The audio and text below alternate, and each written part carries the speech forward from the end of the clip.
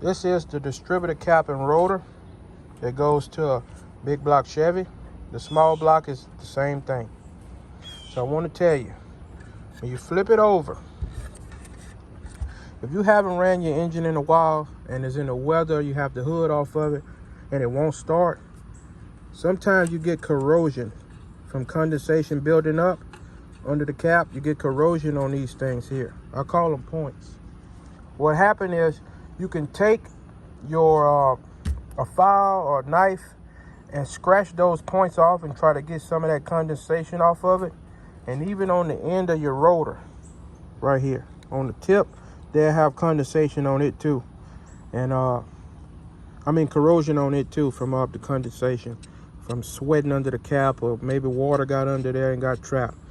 And what you can do is take a knife, you can scratch it, put everything back together, and sometimes it may start and you making fire. But if it don't, you get a new rotor, and a new cap. And when you're dealing with a distributor that's not like this, right? So just say you got a distributor that's that take points. A lot of times they have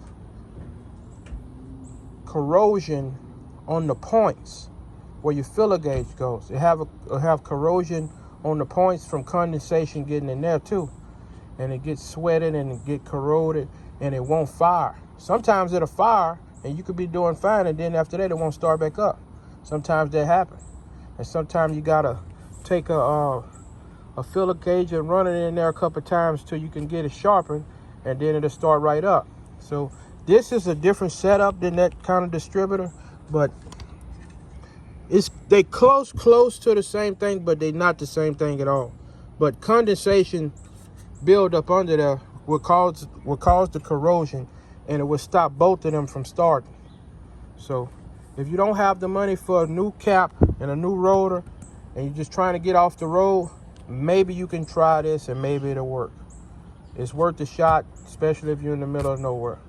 So thanks for watching. That's just another tip.